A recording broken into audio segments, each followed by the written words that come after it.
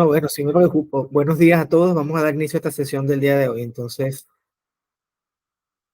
esta presentación la he titulado Introducción a la Economía Internacional porque ya vimos algunos conceptos fundamentales de economía. Entonces, hablar de economía internacional sin saber lo que es economía, pues ya vimos que en la economía se estudian cómo se utilizan los recursos que son escasos para satisfacer las necesidades de la población, que en general son infinitas. Y ya explicamos por qué las necesidades son infinitas. Cada día tenemos más.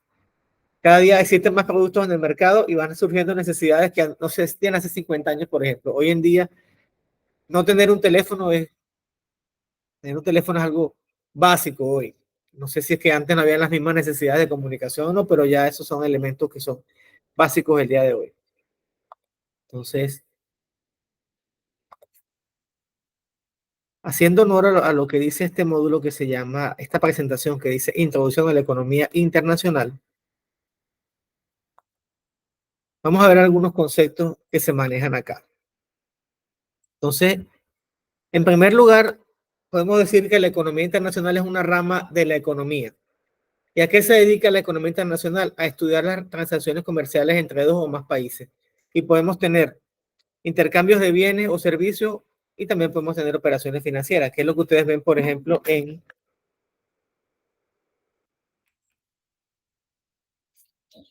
es lo que ocurre en la bolsa de valores. Entonces, en una bolsa de valores como la bolsa de Nueva York, ahí se intercambian instrumentos del mercado de capitales con capitales que pueden ser nacionales o pueden ser capitales que son foráneos. No hay ningún problema. Dejé de compartir.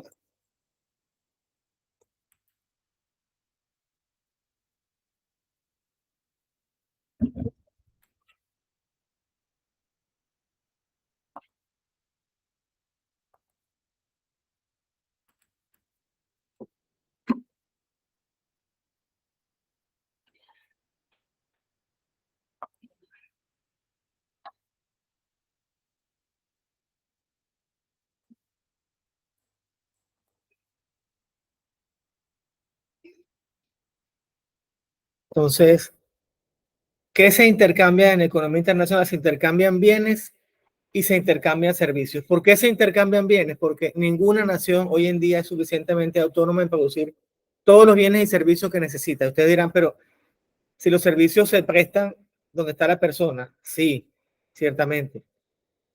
Pero, por ejemplo, en el caso de transporte aéreo, existen aerolíneas que llevan pasajeros de un país a otro y son aerolíneas foráneas. El turismo también se considera que es un servicio, todo lo que tiene que ver con recreación. Entonces, son actividades donde existe intercambio de servicios para clientes que pueden proceder de un mercado extranjero. Entonces, tenemos dos ramas fundamentales en la economía internacional, la del comercio internacional y las finanzas internacionales. ¿Qué hacemos en el comercio internacional? Estudiamos cómo se producen los intercambios comerciales entre dos países diferentes. ¿Y qué se intercambia? ¿Qué se comercia? ¿Qué cree usted que se comercia?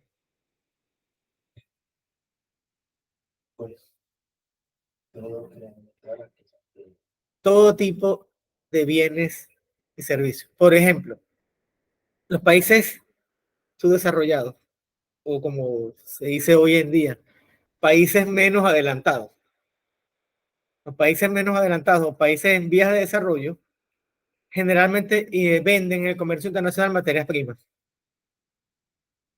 o productos semi-elaborados. Cuando hablamos de materias primas podemos hablar de todos los recursos minerales, podemos hablar de aluminio, podemos hablar de acero, podemos hablar de madera, podemos hablar de cobre, podemos hablar de petróleo, de gas, cualquiera de esos elementos. Y podemos hablar también de agricultura. Podemos ver que se exportan carnes, piñas, que se exporta café, es decir, bienes agrícolas. ¿Y qué exportan los países desarrollados? ¿Qué nos venden? Ahí tienes. Tienes en la mano un teléfono que no sé si es Samsung o si es Honor o si es Huawei, pero es un producto que no se fabrica aquí a nivel nacional. Entonces, esos países nos venden generalmente bienes manufacturados que son de alto valor. ¿Cuánto cuesta una piña? No hace mercado, definitivamente. Una piña puede costar de 50 centavos hasta $2, pero depende del tamaño de la piña, depende del lugar donde usted la compra. Entonces, cuando uno observa que, por ejemplo, Panamá exporta piña e importa bienes de tecnología, ¿estamos perdiendo o estamos ganando en comparación con, por ejemplo, con Corea del Sur, que es un gran exportador de bienes de esa naturaleza? ¿Cómo? No, pero sí con una más baja. Entonces, estamos francamente en desventaja porque mientras los coreanos, nosotros le vendíamos cobre a Corea, ¿sabían? Uno de los principales clientes de las exportaciones de cobre de Panamá era Corea del Sur. ¿Y qué nos vende Corea del Sur? Bueno, nos vende los carros Hyundai, nos vende los carros Kia, nos vende teléfonos Samsung, entre otros bienes que son de su manufactura, aunque ya la manufactura de Samsung está en China también. Entonces, lo que le quiero decir con esto es que existen esas disparidades tan grandes en el comercio internacional, porque los países desarrollados se encargan de vender bienes con alto valor, de alto valor agregado, y nosotros vendemos bienes que tienen poco valor. Entonces, para gente, ¿cuántas piñas? Si una piña cuesta $1 y un teléfono cuesta 200, hay que vender 200 piñas para que exista esa paridad. 200 piñas por un teléfono, wow, una disparidad demasiado grande. Pero bueno, es lo que hay. La economía internacional ha sido impulsada por la globalización. Y la globalización la podemos ver acá en el sentido de que las marcas hoy en día son internacionales. Por ejemplo, una de las marcas más famosas a nivel mundial es Coca-Cola. Coca-Cola se vende en una gran cantidad de países. Y nosotros salimos de acá y tenemos un KFC aquí al frente, prácticamente. Entonces, es una marca internacional, KFC. Citibank es una marca internacional. Nescafé, Samsung son marcas internacionales. Entonces, aquí en Economía Internacional estudiamos las ventajas y desventajas que puede traer la apertura comercial de un país. Analizan los efectos de los tratados comerciales en los mercados que apuestan por ellos. Entonces, Panamá tiene una gran cantidad de tratados comerciales, una gran cantidad enorme. La pregunta aquí sería, y también para las personas que están por allí en el aula virtual, no solamente para las personas que tengo acá, ¿es ventajoso tener esa gran cantidad de tratados comerciales? ¿Qué opinan? Para ustedes, estudiantes de negocios internacionales, ¿es bueno o es malo tener tratados internacionales de libre comercio con un país como Estados Unidos, por ejemplo? ¿Qué opina usted por allá?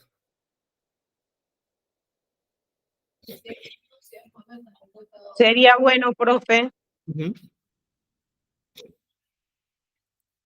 ¿Tiene ventajas? ¿Tiene desventajas? Ambas cosas. ¿Y por qué? ¿Por qué ambas? Porque sería ventaja porque traería más ingresos al país.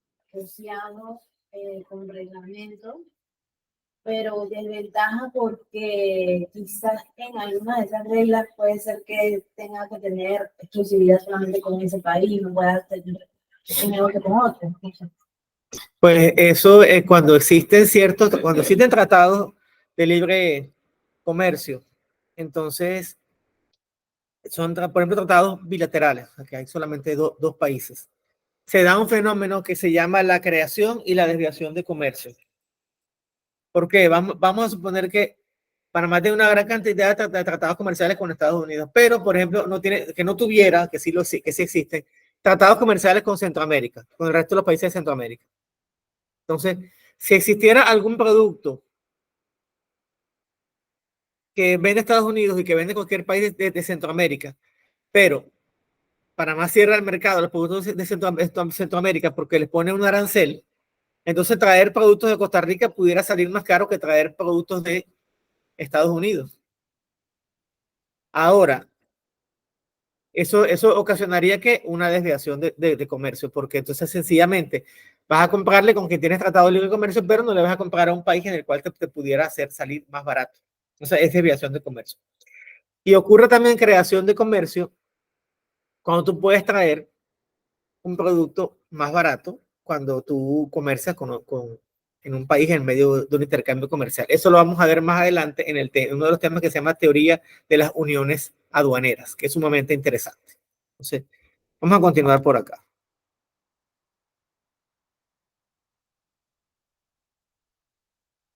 Entonces, aquí estudiamos también los impuestos a las importaciones, que son los que llamamos aranceles, y estudiamos también lo que son las barreras no arancelarias, como son los requisitos fitosanitarios.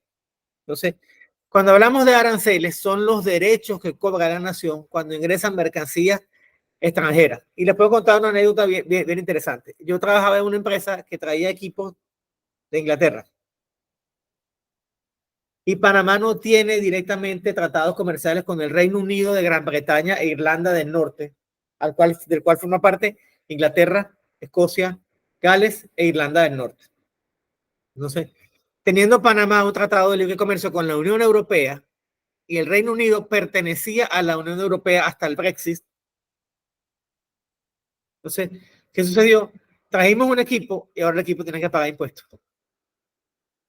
Y eso no se contempló en la negociación original, porque cuando se negoció, ya se hablaba del Brexit, pero se descuidaron en ese sentido y colocaron el producto sin los derechos, sin el DAI, derechos de aduana e importación, derechos aduaneros de importación.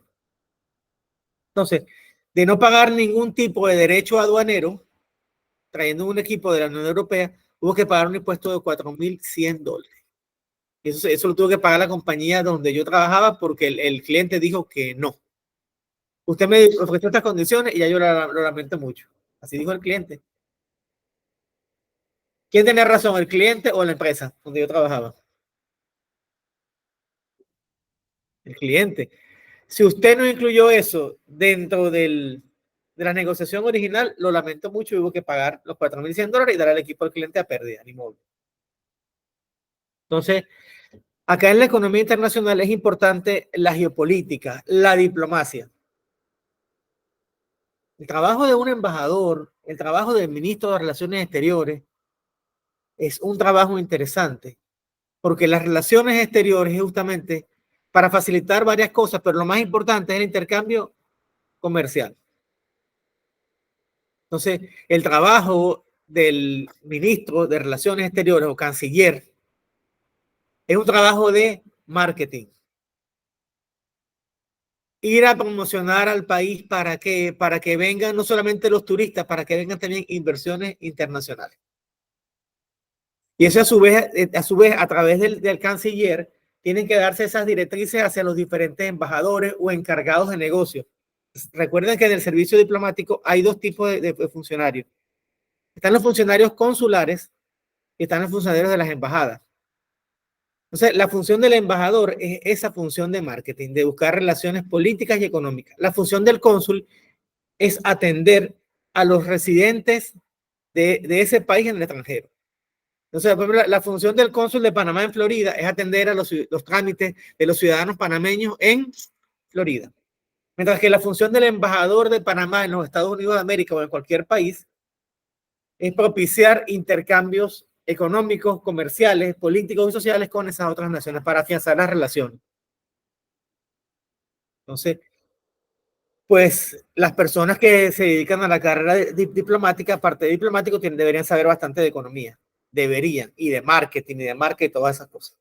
Es importante. Porque si no hay negocios, si no hay dinero, olvídense que lo demás no funciona.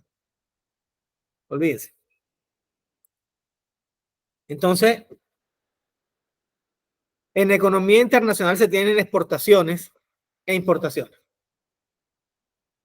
En la parte de comercio internacional. Y en la parte de finanzas internacionales, pues movimiento de capitales. Entonces, vamos a ver qué exporta la nación o qué exportaba la nación para el 2021.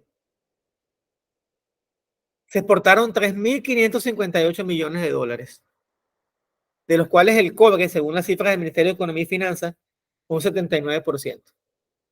Así que fueron unos cuantos millones que se exportaron en cobre en ese año. Desechos de acero, cobre y aluminio, chatarra, miren ustedes el porcentaje, muy poquito. Harina de aceite y pescado, un 0,74%. Camarones, 0,47% y madera, 0,22%. Entonces, sí es un impacto considerable el haber cerrado la mina tiene un impacto considerable en las exportaciones. O sea, sacamos una cuenta rápidamente acá.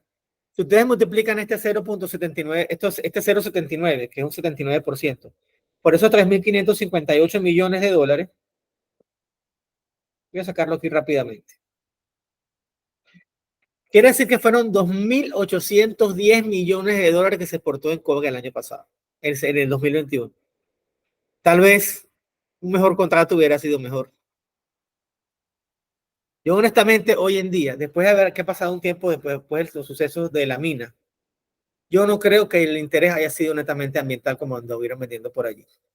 Hubo otros intereses. No sé qué opinarán ustedes. O qué opina la gente que tengo por ahí a través del mix. O ninguno quiere opinar nada porque es un tema muy espinoso. No importa. Aquí estamos en un foro académico. Aquí podemos conversar tranquilamente porque aquí respetamos las opiniones de los demás. Por eso estamos en una universidad para respetar la universalidad del pensamiento.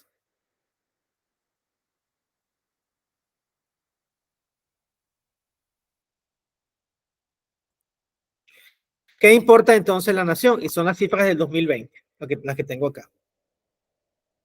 Combustibles, aceites, productos de destilación, bitúmenes, ceras en un 12,62%.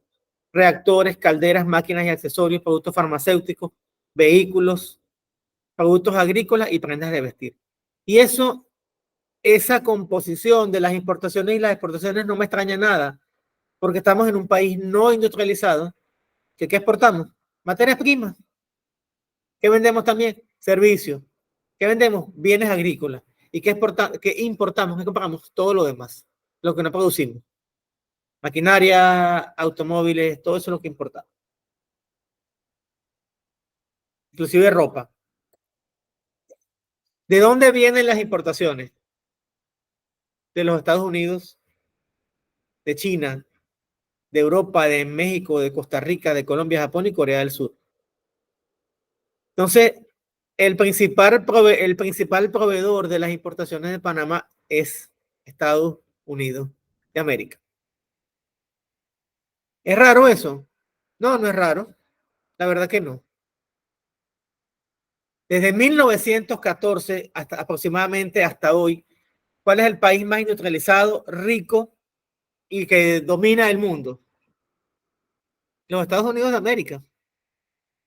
Desde 1914 tiene una hegemonía que tiene 110 años. Ha disminuido, como ustedes habrán visto, con la influencia de China, con la influencia de la Unión Europea, que es otro gigante también, con la influencia de Rusia, pero sigue siendo la potencia dominante a nivel mundial, aunque han aparecido otros países porque están roncando en la cueva, como por ejemplo como la India también. Por el tema de la mano de obra barata, la India está teniendo un gran repunte, un gran impulso. Pero bueno, son Profesor, 110 en años. en ese aspecto, profesor, Dominando la la mano escena de obra, política y económica mundial. Vamos a ver cuáles son los países a los cuales les vendemos. Estados Unidos de América que nos vende, bueno, aquí no tengo la cifra, pero Estados Unidos de América le vendemos 104 millones de dólares. A China le vendemos 370. A Europa 427 millones y así sucesivamente. Entonces, Europa es un mercado importante para los productos de Panamá, para las piñas, para el café, para ese tipo de productos. Pero resulta que China también es un país importante.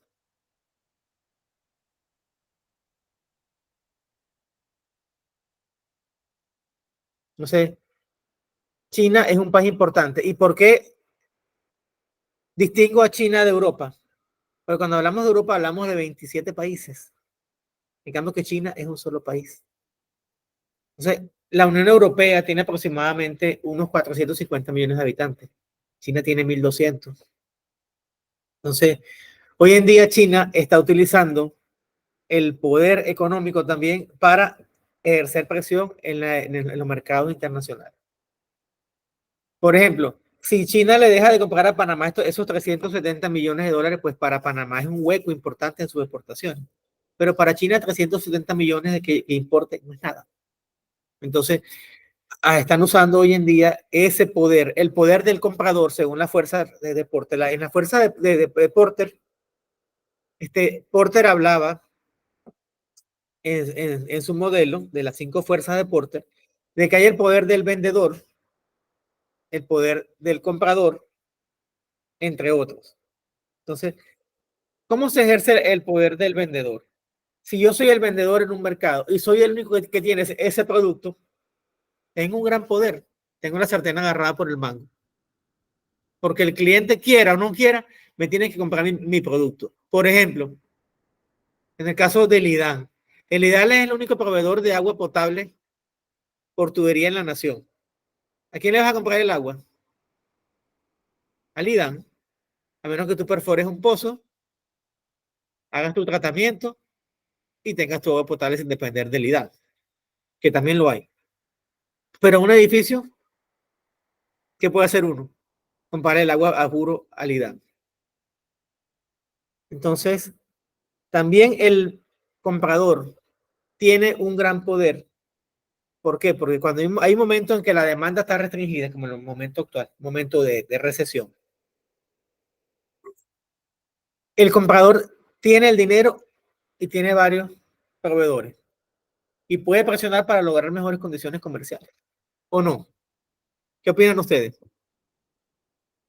¿Sucederá o no sucederá? Que el comprador tenga suficiente influencia en el mercado para lograr una disminución en los precios o lograr mejores condiciones comerciales. Pues sí, también sucede. Tenemos acá también las importaciones contra las exportaciones. Entonces, aquí tenemos en esta gráfica de Excel, la línea roja representa las importaciones, que por supuesto que cayeron a raíz de la pandemia, y la línea azul las exportaciones. Las exportaciones han crecido a partir de 2016, hoy en día están en casi, aquí en 2020, están en casi 2.000 millones de dólares, pero las importaciones están en el orden de 8.000. Entonces, en resumidas cuentas, estamos exportando menos de lo que vendemos. ¿Y qué pasa cuando yo compro más de lo que yo vendo? O cuando yo gasto más de lo que yo gano. ¿Qué sucede? Hay crisis, Hay un hay déficit. crisis, sí. Entonces, hay un déficit en esta cuenta, que es la cuenta corriente de la balanza de pagos.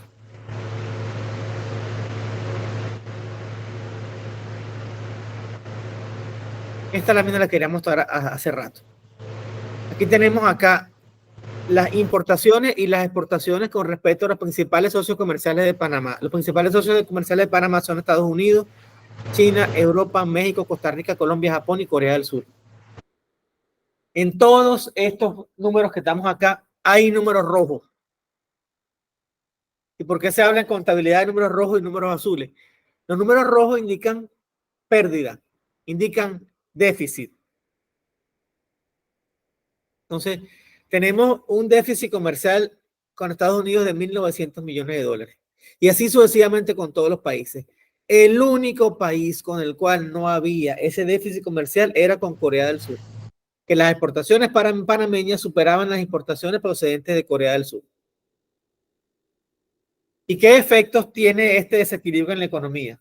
¿Qué puede pasar más adelante? Usted tiene una cara angustiada.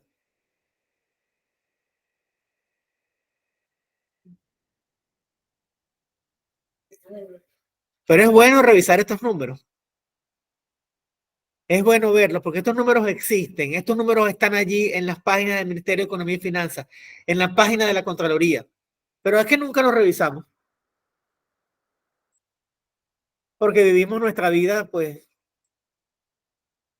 vivimos el día a día metidos en un tranque, luchando por sobrevivir, y no nos sentamos a veces a revisar estas cosas. Claro, a veces si uno se pone a revisar estas cosas con tanto detalle se puede poner pesimista, que es lo malo. Pero también creo que en general la población necesita saber estas cosas. ¿Y para qué? Oye, para elegir bien a las autoridades. Yo vi hace pocos días, cuando después de los resultados electorales, mencionaron a varios diputados por allí, y entre los epítetos que decían era: este zángano salió por residuo, este sinvergüenza, en redes sociales. Este sinvergüenza salió por residuo, este zángano salió por tal cosa. Pero bueno, eso ha sido producto de no tener una población suficientemente educada que comprenda estos temas. Y es necesario también tener una población educada para aplicar las medidas que vienen a partir del 1 de julio. Entonces, vamos a ver qué han opinado algunos grandes pensadores de la historia de la nación. Aquí tenemos el pensamiento de don Justo Arosemena, considerado uno de los padres de la nación panameña. Y don Justo Arosemena decía: nuestra razón de ser es de ser un país comercial o de tránsito. Es quizás la conciencia más elevada del ismeño de la segunda época. Me imagino que la segunda época que se refería a él en su escrito es el periodo ya posterior a la separación de España. Pero miren lo que él decía más adelante: no es en el comercio, sino en la industria, en la agricultura, donde se crea la riqueza de un país. Nuestra primera necesidad es evidentemente producir, crear valor. Es en la minería y agricultura, que son fuentes inagotables, decía él. ¿Sí? Rescato acá varias cosas que decía don Justo Arosemena. Una, es importante tener un sector agrícola fuerte. Fuerte. Todos los países que ustedes han visto, si ustedes han leído Historia Universal, todos los países que en su momento han sido ricos y han sido potencia en algún momento, es porque han tenido una agricultura fuerte. Por ejemplo, el antiguo Egipto. Se dice que Egipto es un regalo del Nilo. ¿Por qué es un regalo del Nilo? Porque cuando llovía muchísimo y el río se desbordaba, inundaba, por supuesto, que las orillas del río. Y cuando las aguas se retiraban, dejaba una gran cantidad de compuestos orgánicos que hacían que la tierra fuera extremadamente fértil. Entonces, un gran productor de todo tipo de alimentos era el Egipto de los faraones. El Egipto de los faraones, al ser un país inmensamente rico en recursos agrícolas, tenía bastante para comer, que su población comiera bien. ¿Y qué hacía con el resto de los productos? Los exportaba. Exportaba trigo, exportaba cerveza, exportaba carnes, todo eso. Imagínate, los países que rodeaban a Egipto eran países desérticos y Egipto producía una gran cantidad de alimentos, dátiles, higos, vinos, porque también tenían uvas. Entonces, sencillamente, el tener un comercio internacional fuerte de exportación con un gran superávit en la producción fue lo que le permitió a Egipto, pues, tener un gran ejército para defenderse y tener todas esas grandes construcciones que han llegado hasta el día de hoy, las pirámides, los templos, todo eso.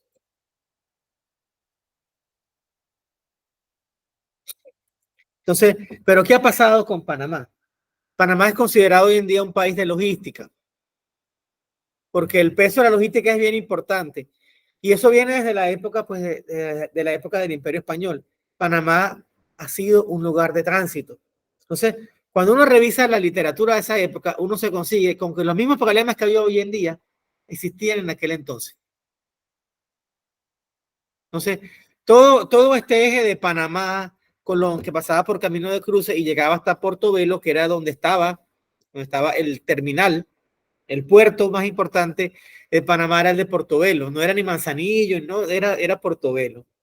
Ni los puertos de Balboa existía, sí, había puerto en Panamá, pero el puerto de Portobelo era fundamental, porque a Portobelo llegaba la flota de India con una gran cantidad de productos manufacturados que venían de fuera, y por Panamá pasaba oro y plata que procedía del sur de América. Entonces, necesitabas logística, necesitabas mulas en esa época, arrieros para llevar la carga desde Panamá, de la ciudad de Panamá la Vieja,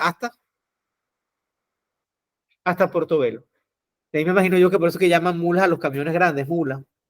Eran arreos de mulas donde llevaban todas esas mercancías. Entonces, ¿qué sucedió con esto? Que esta zona se dedicó fue a eso, al comercio y a la logística, y no se dedicaba ni a la agricultura, ni a la minería, ni a otras actividades. ¿Dónde había agricultura fuerte en esa época? Por supuesto, en México, y minería fuerte. En Perú, en Chile, en Argentina, todos esos países tenían agricultura, eran exportadores de bienes agrícolas. Entonces aquí solamente era paso. Es como sigue siendo hoy en día, lamentablemente. Y esto se ha reforzado hoy en día con la presencia del Canal de Panamá, que sí es muy interesante, muy importante, todo lo que tú quieras, pero no debe ser lo único en lo que se debe pensar. Se debe pensar también en desarrollar el sector agrícola, no para vender piñas, no para vender café solamente. Bueno, el café sí es geisha, claro que sí, porque se vende bien vendido. Pero me refiero que no solamente para vender piñas, porque la piña es un producto que no tiene valor agregado. Hay que vender las conservas de piña. Que vender, por ejemplo, este producto aquí es muy famoso.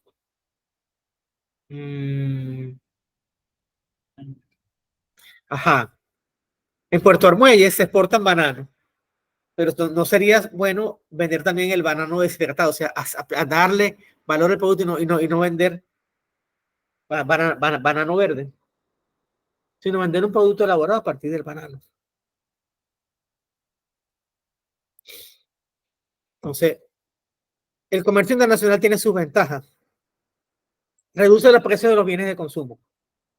Si, por ejemplo, se determina que este mercado es muy pequeño para entrar a fábricas de zapatos, bueno, lo puedes traer de fuera.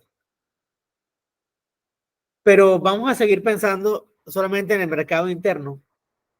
El éxito de los países que se industrializaron a partir de los años 50 en Asia, comenzando por los tigres asiáticos que son Corea del Sur, Hong Kong, Taiwán y Singapur, vino en que no pensaron en el comercio interno solamente. Ahí estuvo la gran diferencia entre el modelo de la CEPAL de sustitución de importaciones de los años 60 y lo que aplicaron en Corea del Sur, en Taiwán, en Singapur y Hong Kong. Ellos se dedicaron a producir, sí, vendían en su mercado interno, pero también vendían en los mercados internacionales. Entonces, en los años 50, en los años 60, la gente no quería comprar cosas japonesas porque eran malas. No, eso viene de Japón, eso es malo, eso es malo, eso es malo. Pero poco a poco, por irse metiendo en esos mercados con productos baratos, comenzaron a mejorar las cosas. En los 50 un Toyota era malo. Hoy en día no es así. Entonces, en los países en desarrollo, el efecto de la liberalización comercial unilateral a través del consumo favorece a los pobres. Porque puedes importar bienes más baratos para abastecer a ese mercado y atender las necesidades de esa población. Pero también hay beneficios para los trabajadores de los productos exportados. Y yo una vez decía lo siguiente: si Panamá sigue importando alimentos, Panamá lo que está haciendo es que está dándole trabajo a los productores de fuera. Y les comento que acá importamos el arroz de Guyana. Sí, pero es más barato traer el arroz de Guyana. Está bien, perfecto, no hay problema. Pero estamos dándole parte de la riqueza de la nación a los guyaneses. ¿Entonces por qué se ríen?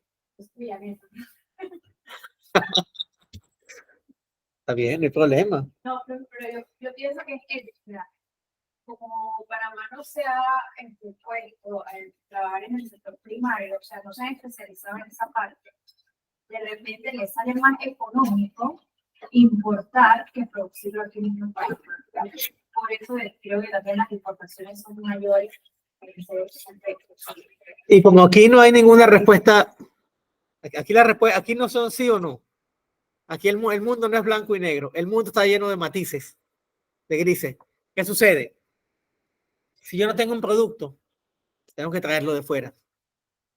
Pero si yo observo que es un producto de consumo básico para mi nación, yo no debo depender de las importaciones. Porque el día que haya una gran inundación en Guyana, me quedo sin arroz. ¿Qué pasa? Nos quedamos sin arroz. O el día que haya, por ejemplo, una epidemia de gripe porcina, nos quedamos sin pollo, entonces, o nos quedamos sin puerco. O la pandemia. O lo que pasó cuando, bueno, eso fue un problema interno. En octubre, noviembre, que nos quedamos sin vegetales aquí en Panamá porque trancaban las vías del interior de la nación. No podían llegar los vegetales a Panamá, a la ciudad de Panamá. Solamente los traía Rivas Mil, los traía por avión y pagando un realero en flete. Entonces una lechuga hasta $8, $9. Pero bueno, quien lo puede pagar, lo paga. El hecho es que en un principio, si es verdad, lo que yo no tengo lo puedo traer. Pero también tengo poco a poco que ir pensando en hacer sustitución de importaciones y tratar yo también de vender en el mercado internacional. Exactamente. Si los asiáticos hubieran creído en eso, no se hubieran metido en el comercio internacional. Porque en los años 50, los países que tenían competitividad en producir barcos eran los países europeos, por ejemplo. Sobre todo el Reino Unido, de Gran Bretaña e Irlanda del Norte, que tiene una tradición sumamente larga marina.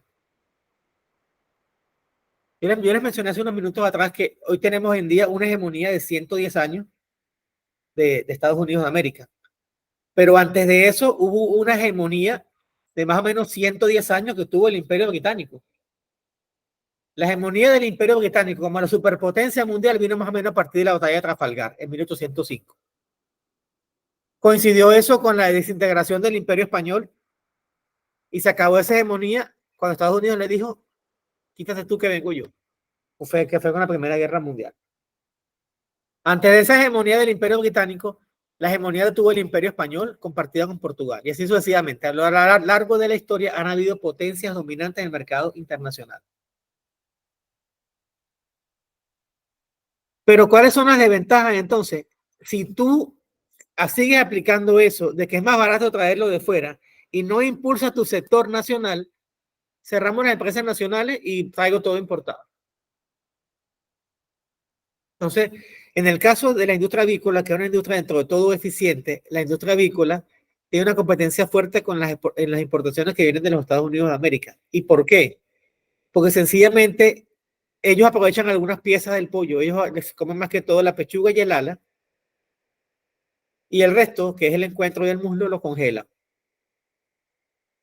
Y ya para ellos, congelar ese pollo es un producto que ya no tiene, es un producto que ya no tiene cabida en su mercado interno.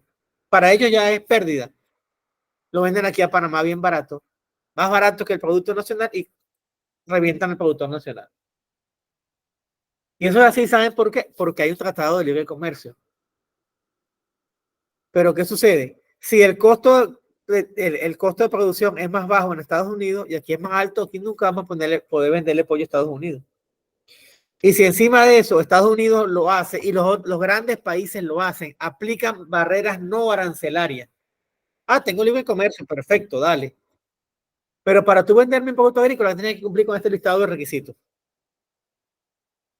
No es fácil. Entonces, eso del libre comercio a veces es como que medio engañoso, como decía un señor que escribió un libro llamado Las falacias del libre comercio.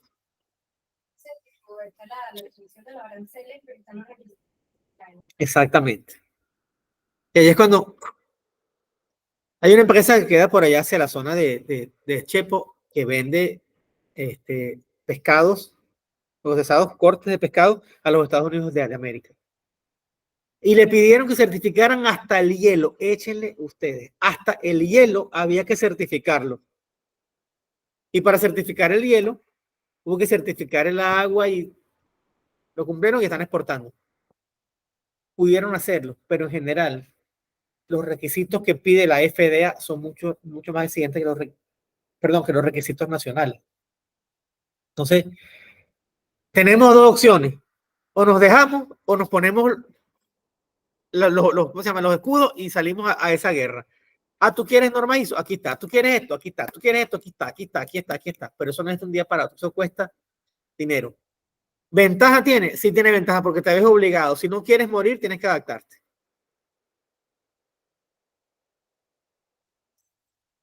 El aumento del bienestar a través del consumo favorece a los pobres, solo si los artículos importados más baratos forman parte del presupuesto de esos hogares.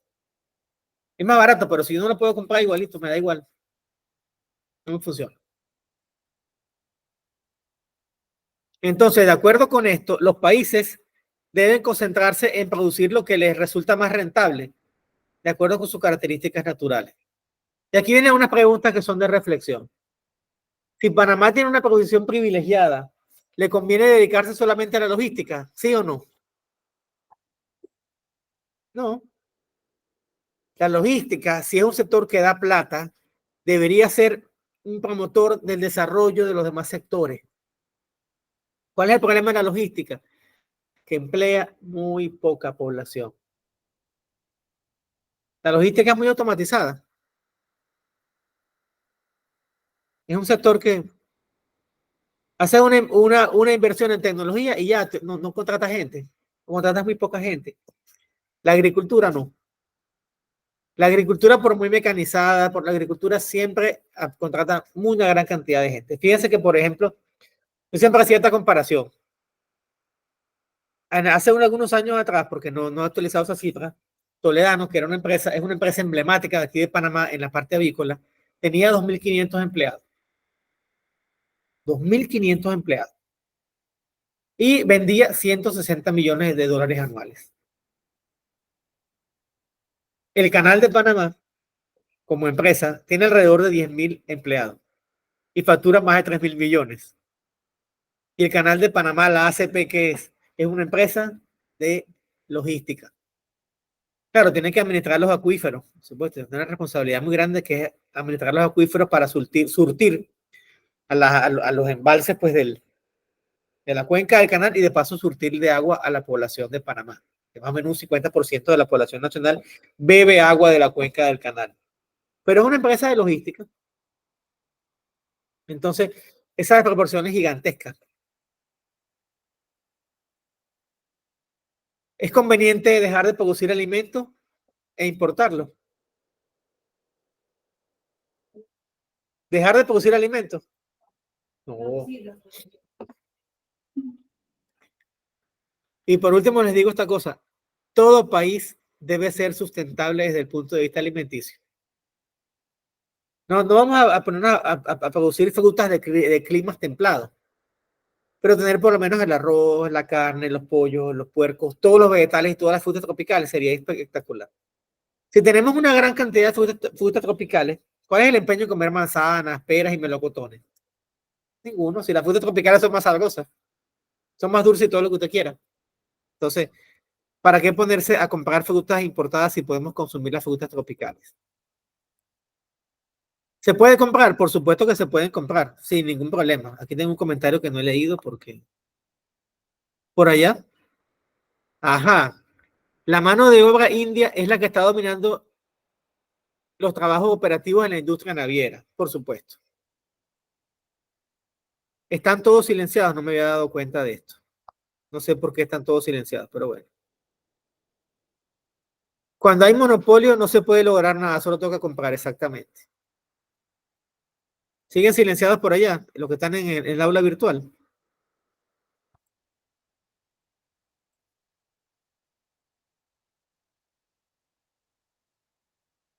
Entonces, todos estos temas están Buenos sumamente días, buenos desarrollados días. en el material que está en el Moodle. Les recomiendo que lean en el módulo 3. Yo les publiqué 3 capítulos del libro del profesor Krugman para que los lean y entiendan con más detalle este fenómeno. Vamos a presentar rápidamente acá antes que se nos acabe el tiempo.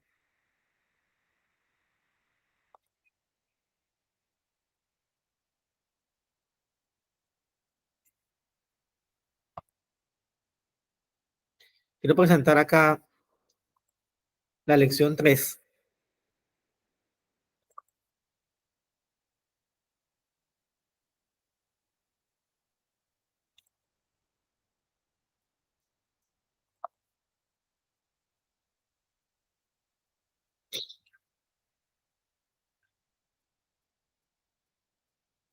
Esta lección 3 se titula Teoría clásica del comercio internacional.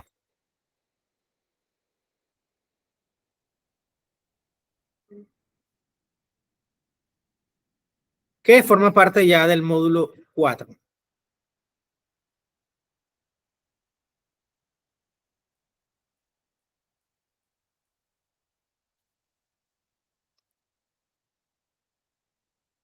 Entonces, para entender cómo funciona esto de la teoría clásica del comercio internacional, voy a traer unos conceptos que son conceptos de administración a través de los dos padres de la administración moderna que fueron Taylor y Fayol.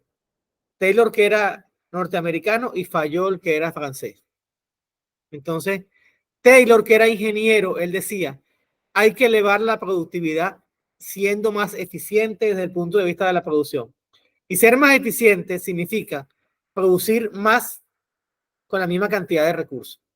Eso es la productividad. Productividad es lo que queremos entre lo que nos cuesta. Fayol decía que es necesario tener un proceso administrativo bien estructurado para mejorar la eficiencia y por ende la productividad. Entonces, de acuerdo con Fayol, había que organizarse bien, había que hacer una buena gestión. Y bueno, la productividad puede ser definida como resultados deseados entre los insumos empleados. Para Henry Ford, que tuvo una gran influencia en la industria mundial, sin haber inventado la producción en masa, sin haber inventado el concepto de línea de producción, porque ese concepto no fue de él, él lo mejoró. Ford decía que productividad es aumentar la capacidad de producción del hombre en un periodo mediante la especialización y la línea de montaje. Especialización quiere decir usted se va a dedicar a esta actividad y al dedicarse a esa actividad lo va a hacer de forma excelente. Entonces, cuando Ford se metió en el negocio automovilístico, de hecho Ford llegó a ser el principal productor de automóviles del mundo. Lo que hacían los tradicionales era que cada obrero ensamblaba un carro. Y Ford dijo, no, eso no puede ser así.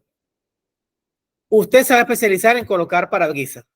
Usted se va a especializar en colocar llantas. Usted se especializó a los trabajadores en un área y construyó estaciones de trabajo. Ya Olds, el señor Raymond Olds, tenía su sinato en esa industria, era la Oldsmobile. Después creo que la General Motors se la comió, la Oldsmobile. Él produjo, él tenía el concepto también de línea de montaje, pero a diferencia de Ford, el obrero tenía que ir a cada punto para hacer su contribución al automóvil. En cambio que Ford, no, un momento, chico. El operador va a quedar fijo y se va a mover es el carro. Entonces, salía el chasis. Ah, ok, usted le pone las llantas, pácata. Listo, le puso las llantas. Entonces, iban rodando el carro. Usted va a instalar el motor. Y así. Entonces, la línea de producción en marcha, donde el automóvil era el que estaba moviéndose y el operador estaba en su sitio todo el tiempo. Deming, que no sé si han escuchado hablar de Deming, Deming planteó el ciclo de planificar, hacer, verificar y actuar para mejorar los procesos y por ende la productividad. La historia de Deming es interesante, porque con Deming se cumplió eso de que nadie es profeta en su tierra. Deming admiraba mucho la cultura japonesa. Y para mí la cultura japonesa también es digna de admirar, porque Japón fue el único país asiático que no fue colonia de nadie. Si ustedes revisan ahí la historia, los países asiáticos fueron colonizados por potencias europeas. De hecho, Hong Kong fue una colonia del Imperio Británico hasta hace poco, hasta 1997. Hasta hace poquito, yo me acuerdo de eso, cuando hubo el traspaso, hubo el cambio de bandera. A lo mejor tú no habías nacido. Estabas muy chiquita. ¿Habías nacido en el... No, definitivamente no. Fue el actual rey Carlos de Inglaterra, fue allá a la ceremonia en la cual bajaron la bandera británica y colocaron la bandera, pues. Entonces, Japón tuvo una historia interesante porque ellos se cerraron durante más de 200 años al comercio internacional. Hasta que un día, por la diplomacia de las cañoneras, le dijeron o te abres o te bombardeo. Así fue. Entonces, Japón se vio obligado a abrirse al comercio internacional. Y en ese periodo hubo sucesos interesantes. Una, que el emperador logró recuperar el control del país. El emperador de Japón existe hace más de 1000 años, pero en la época en el siglo XIX, por ahí, en 1868, no sé si vieron una película de Tom Cruise llamada El último samurái. ¿La vieron? Pues si tienen la oportunidad, veanla, que es una película bastante interesante. Relata más o menos colateralmente lo que pasó. Lo que pasó es que Japón estaba dividido entre diversos caudillos llamados, no recuerdo el nombre ahorita.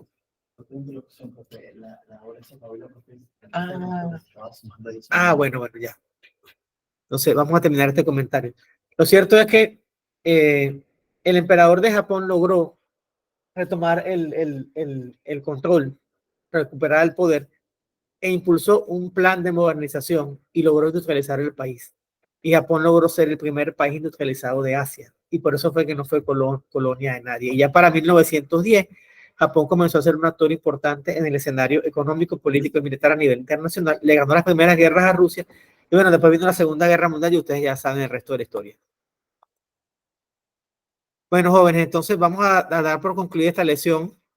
Vamos a continuar revisando esto con calma la semana que viene. Si tienen alguna pregunta, alguna consulta, me la hacen por el correo o por WhatsApp. Que tengan entonces un feliz día.